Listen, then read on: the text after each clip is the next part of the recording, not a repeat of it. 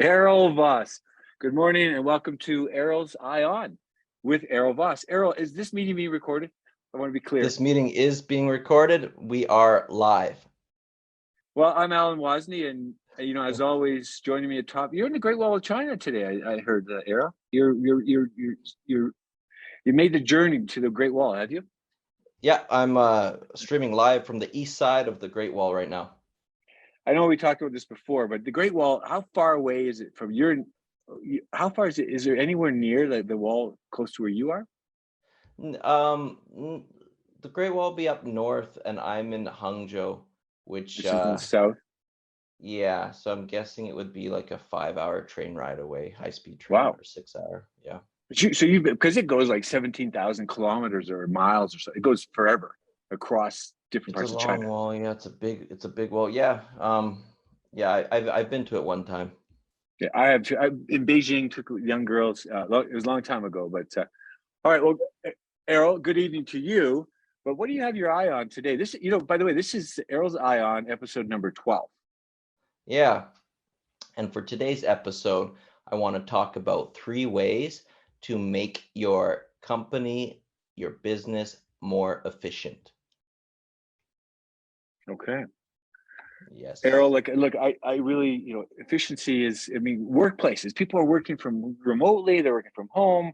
They work from the library. They work from, you know, this is making your workplaces more efficient. This is really, I think it's going to be valuable. So I'll let you, without further ado, let's Definitely. dive right in. Yeah. Yeah, I mean, there's so much change going on with working remote, right? So that's a whole nother. I mean, well, it is part of this topic as well, but there's so much we can dive into. I'm going to dive into 3. So my first way to make your company more efficient is to have a software guy. And what I mean by that is have a person whose dedicated role is to find softwares that's going to help your team, help everyone Yeah. at the company, and make their lives easier. And a big part of that is finding software to help automate processes. It's interesting that because I listened to a podcast about 3, 4 years ago, and it was on the Andreessen Horowitz podcast. And I remember this why, because they started the podcast talking about GIF or GIF, right? And then Hmm. he went into the details. Like I should actually I'll find that one. He said today's end user, they want the app on their fingertips, meaning they want to have that power. And it used to be maybe 15, 20 years ago where the IT controlled that narrative. Your standard Yeah. load set. Your PC has to be loaded, or I didn't use Macs, some of these PCs, and they always controlled. They gave you the laptop was scrubbed down, or this is it. You can't put anything on without our permission. And it seems that now Hmm. you're going back to that, Errol. You're going back to the future. It it really has to start at the user, right? So Yeah, this is how the system works when you have a dedicated software guy. There needs to be a good communication loop where everyone at the company can feedback, can create a feedback to the software guy and say, hey, this is some of the tasks that I'm doing that's taking a long time. These are some of my difficulties, my struggles. Can you please find a piece of software that's going to help me? So that's one way. Another way is the software guy on your team actively goes out and finds pieces of automation software to help plug into the team. yeah. Um, I will say this though, when you're trying to find software that's going to help your company, you don't want to just type in automation software. What you want to do is start at your need, right? So if you are every day I'm plugging in this information into this spreadsheet, I'm going over and over and over, it's taking Yeah. up an hour or two a day, you actually just want to hit up Google and say software for, and then type in what task you're doing, because there's a really good chance that if you're doing a task that's taking a long time out of your day, someone has created a piece of software for you and it's really going to help. No, it's incredible. The tech stack is constantly evolving and changing. So Yeah. no one in my, I've learned this. No one person can handle it. I learned this in cybersecurity. I worked for a cybersecurity company for about 6 months back in 2018, and literally, what I learned is just the software, the cybersecurity stack. That's just Hmm. one area. It is literally there's so many options for where you could put entry points, or where the security failures could exist, the central point of failure. No one person Hmm. can handle that. How do you say that IT person? You say guy, could be a woman as well, but that IT Yes. person, I'll neutralize that one. But how do you, how do you keep, what do you say to them, or what do you say to people? Because, I mean, Google's going to give you a different ranking depending on who's paid the ads or whatever. How do you, find that software that you need? Is it just that one person's going to? That's a heavy burden. Exactly. Well, you know what?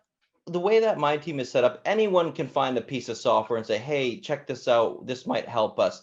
But Yeah, a big part about using the software is learning how to use the software and implementing it onto the team, right? And that's where the software person comes in.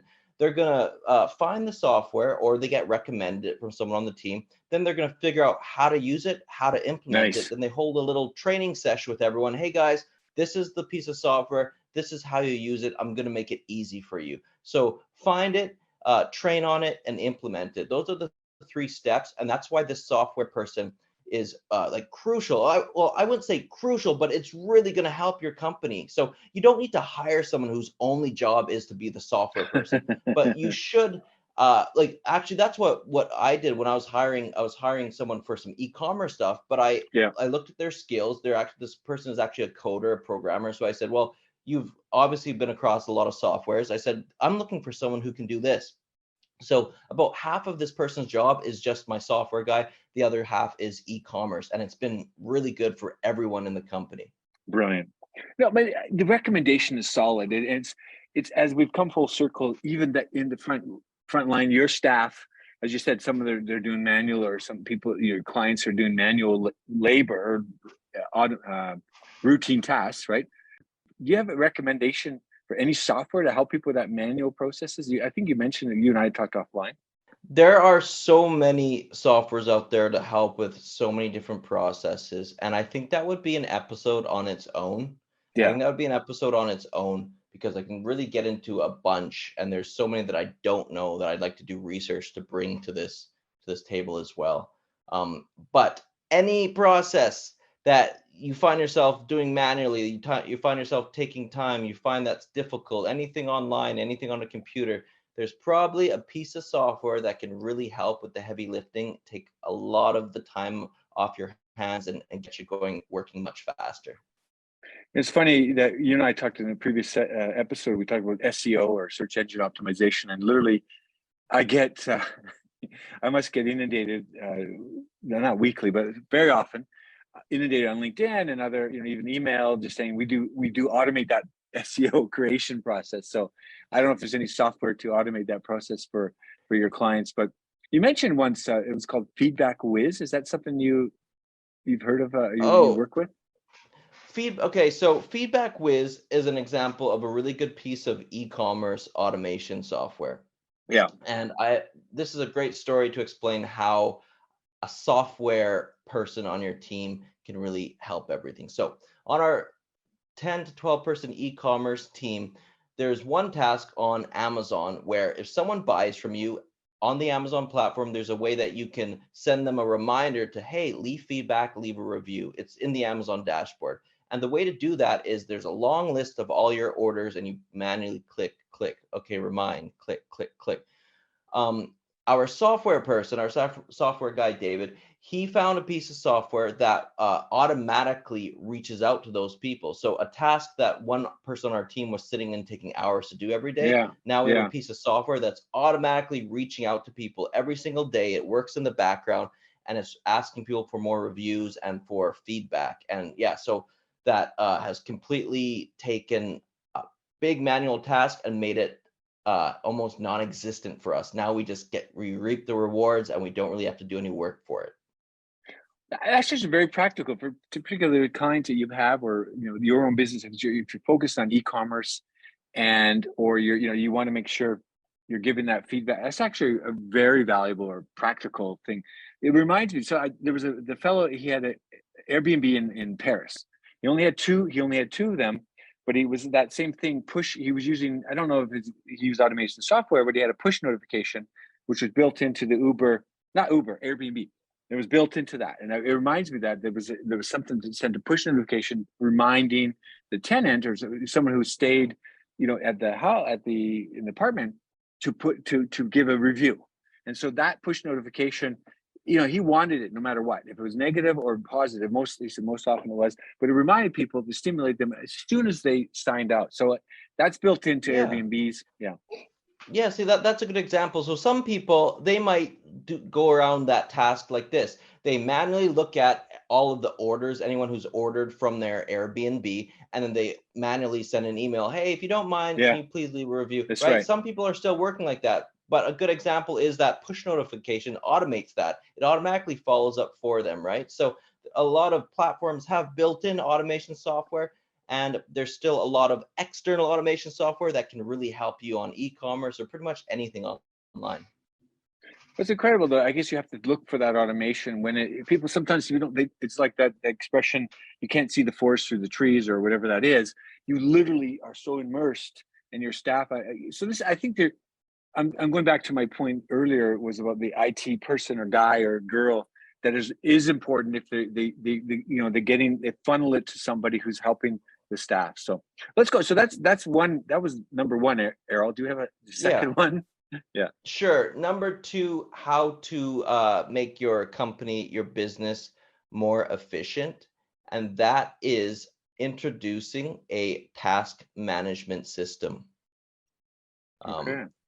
Yeah, and we've talked about my favorite recommendation. We've talked about this in the past. I recommend a piece of software called Monday.com, Oh task yes. management. Yeah, so the reason why I like to use task management, a big part is that, working has moved a lot to remote, and a task management system, it puts a date on everything, right? So it helps the whole team stay on target. It also creates transparency.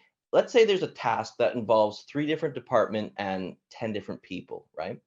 Yeah. Um, Using a task management system like Monday.com, the whole team, whether you're a copywriter, whether you're a graphic designer, whether you are the director of everything, whether you're managing this task, everyone on the team can get a bird's eye view of the whole task. So the copywriter can see, oh, I need to get my copy finished by the 10th because starting on the 12th to the 14th, the graphics department is taking my copy and making it into a brochure. And then the brochure, after the graphics team, they can see, oh, after this, from the 13th to the 15th, the salespeople are taking that piece of content and putting it in an email, or that's just an example. But when you give your entire team a bird's eye view of a task in its entirety, it helps everyone understand why they are doing what they're doing. It helps everyone understand why the deadline is important, and I just find it creates a lot of fluidity in work in general for So any task. you use this quite often, and it sounds like it would be for simple tasks and more complex. This project, almost a project management, as well, because it's. I mean, there are software on that when you go to scale, if you scale that. So it sounds like Monday.com isn't the only one, but they're pretty well known. I think we had this Yeah, discussion. it Yeah. it's well known, and another reason why I really like Monday.com is because whenever you're introducing a piece of software to your team, a big part of it is how easy it is to use. And I love Monday.com because it's super easy to use, super easy to integrate, and it's nice and visual. And that's the way that I like to work. I'm very visual. So yeah, I highly recommend Monday.com to create efficiency in your company. Okay. So this is task. What if you're just is it multiple person teams? I mean, remote teams, because this sounds like it could be working even if you're in the office or remotely. Both. It sounds like it's accomplished because even people working in 100%. an office, like I just Yeah. knowing people are busy in their office. So if you have this task manager, I mean, I'm going back to my days as an auditor. This could be Hmm. built-in software. I don't know. They were automated to the nines 20 years ago. And I still think that, the big four, PwC, I listened to a podcast recently. PwC's on a really big, global initiative that started in the US. And it's about the teams, I think it was my PwC or something like that. But it's literally everything input. It's kind of like they're trying to integrate a lot of things. But task management is just everyone's always doing something every day. So I think this Yeah. sounds very valuable. Yeah. Yeah, you know what? And I work hybrid. I work remote and I also go into the office. Right. And Monday.com task management is great for both. One thing that I don't like is just to give someone a passing to give them a task. Hey, Ashley, can you create this, blah, blah, blah, blah.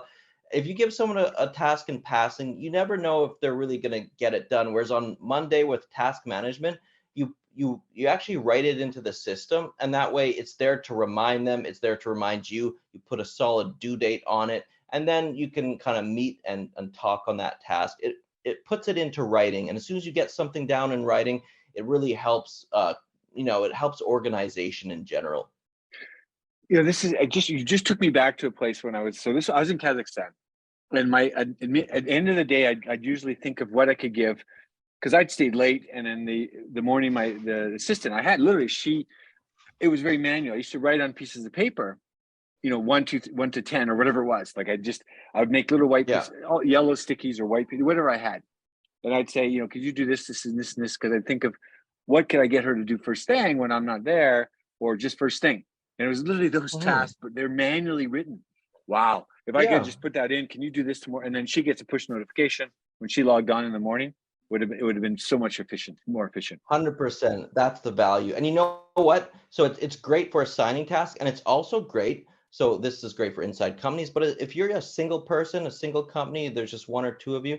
I use Monday.com for all of my individual tasks. I have everything that I need to do. It's in there. So I don't like thinking about the big picture too much. I like to plan the big picture and then break that down into tasks, into little steps, and then I kind of turn my brain off and focus on the single steps. And that's exactly what Monday allows. So it really helps with individual task management and team task management. And you can do that remote, you can do that anywhere. So yeah, that's the power of it. So, Errol, just one last question, and on that, the Monday, because what if it's Tuesday or Friday? What do you do? I mean, how do you reconcile the day in your head? See, that's the beauty of Monday.com. Not only does it work on Monday, but it works on Tuesday, Wednesday, Thursday, Friday, and Saturday, Sunday as well.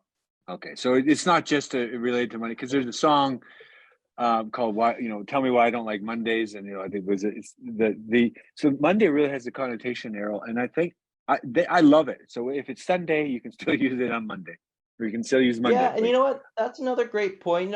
People are like, "Oh, Mondays are difficult." I think Mondays are difficult because that's when you come into the office. You might have a little bit of brain fog. It's kind of hard to get into the rhythm of things, right? Yeah. But with Monday.com, with this task management system, you come in, the first thing you do is like you pull up your task management system and it just tells you what to do. So usually when I'm going into work, I don't really know what I'm going to be doing that day. But I know that I know that it's in my task management system, and I know as soon as I get in, I'm going to be able to get going because it's all there. So it's really nice in that respect.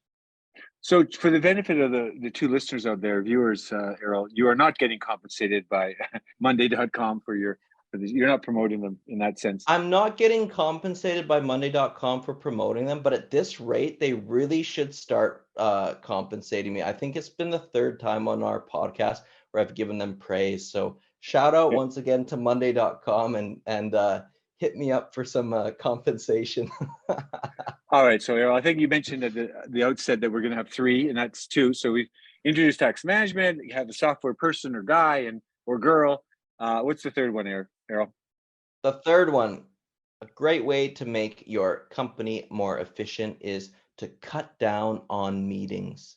Meetings, they are a double-edged sword. They can be great, they can be efficient, they can get things done, they can really set a clear path for action. On the other side, meetings can be messy, they can be inefficient, they can be a waste of time, and they can really be expensive.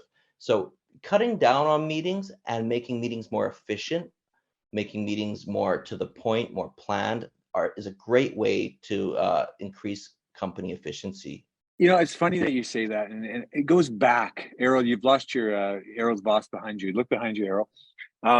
But I go back to my first day of training at Ernst & Young here in Calgary, and it was meetings, bloody meetings, and it was a series done by John Cleese, and it was the humorous side of it. But this was like, they were old grainy videos, and even today, like this whole there's a funny series. I don't know if I've sent it to you, where it's that real-time meetings conference call, and again making a play on it. How conference. This was about 5-6 years ago.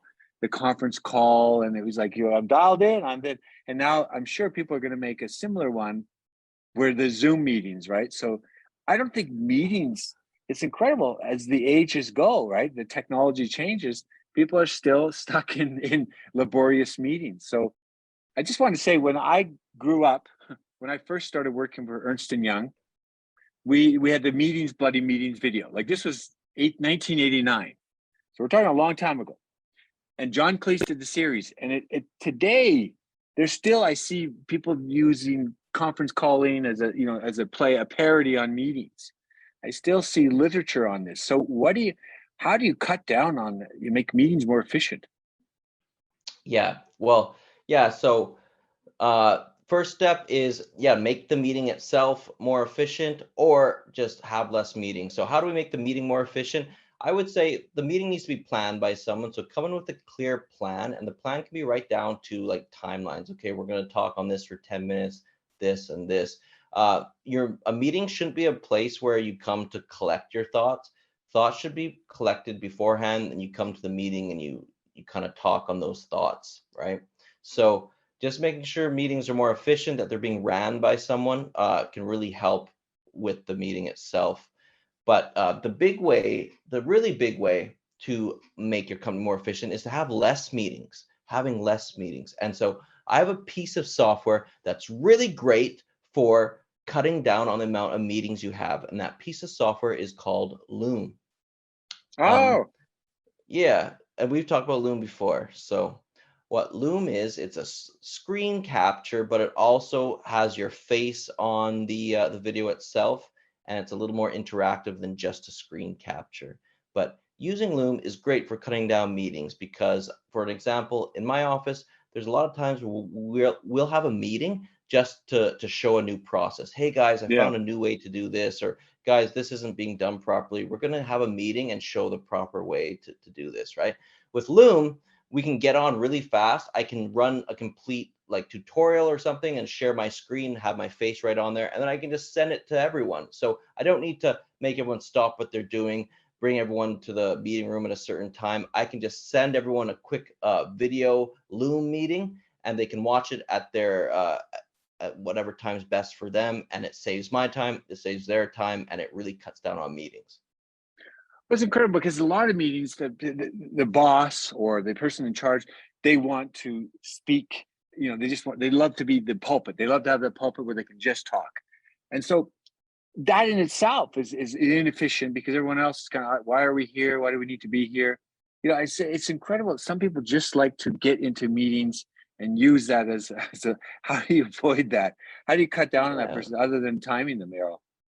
Yeah, because meetings, you can get into the groove, you can get into a habit. Like sometimes meetings are almost a place where you can just go sit back for a bit. It's so really, I think if you want to motivate a company or motivate anyone for less meetings, number one is, show them a piece of software that they can still be heard, but they don't really have to gather everyone into the same room. So Loom.